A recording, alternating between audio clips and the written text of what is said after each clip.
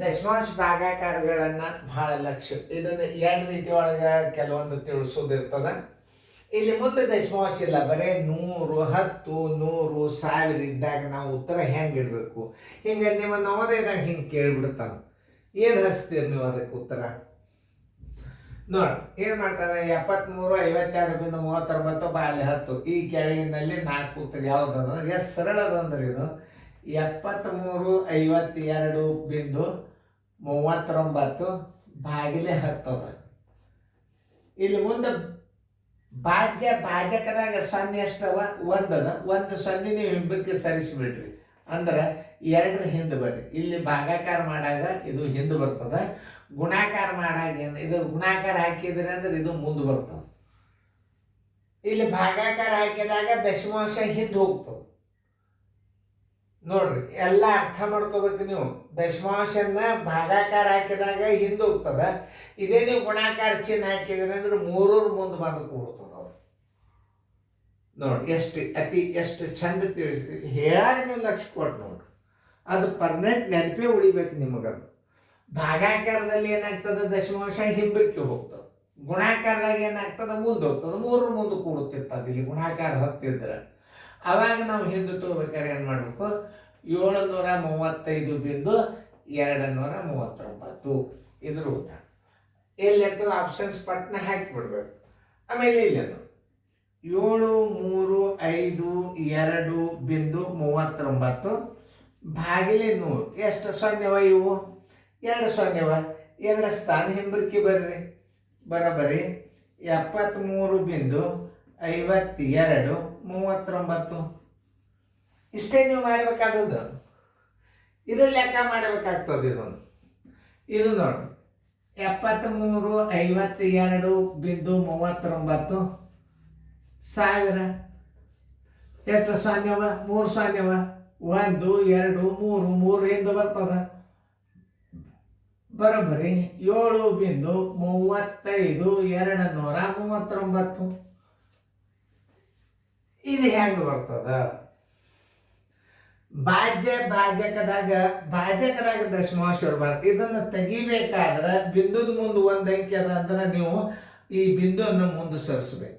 ಯಾಕೆ, ಭಾಜಕದಲ್ಲಿ ದಶಮಾಂಶ ಬಂದದ್ದು ಭಾಜ್ಯದು, ಭಾಜಕದಾಗ ದಶಮಾಂಶ ಇರಬಾರ್ದು. ಇದನ್ನ ನಿಯಮ ತಿಳ್ಕೊಂಡು ನೀವು. ಅವಾಗೆಲ್ಲ ಓಲ್ಡ್ ICIC ಸಿಲೆಬಸ್ನಾಗಿನ ಇದು ಪದ್ಧತಿ. ಆಮೇಲೆ ಇದು ಹೆಂಗ್ರಿ, ಇದು ಇರ್ಲಿ, ಇದಕ್ಕೆ ದಶಮಾಂಶ ನಡೀತದೆ, ಇದಕ್ಕೆ ನಡೆಯಂಗಿಲ್ಲ. ಇದನ್ನೇ ನೀವು ತೆಗಿಬೇಕಾದ್ರೆ ಬಿಂದುದ ಮುಂದೆ ಎಷ್ಟು ಅಂಕಿ ಅದ, 1 ಅದ ಅಂದ್ರೆ 1 ಸ್ಥಾನ ನೀವು ಏನು ಮಾಡಬೇಕು, 12.5 ಭಾಗಿಲೆ 25 ಆಯ್ತು. ಇದು ನೋಡ್ರಿ.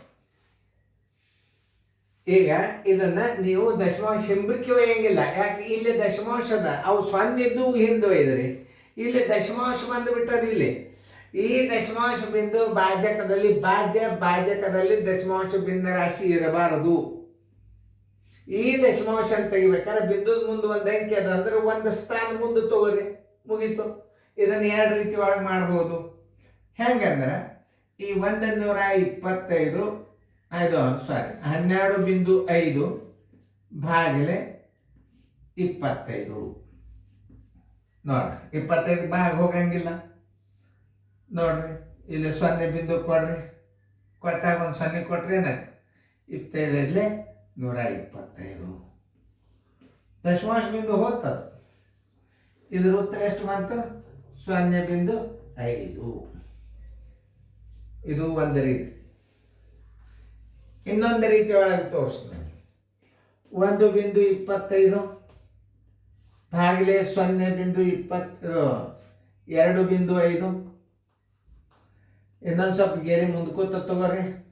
ನೋಡ್ರಲ್ಲ, ಇದರ ಸ್ಥಾನ ಮೇಲೆ ಮ್ಯಾಲೆ ಕೊಡಬೇಕು, ಇದರ ಸ್ಥಾನ ಮೇಲೆ ತಳಕ್ಕೆ ಕೊಡ್ರಿ.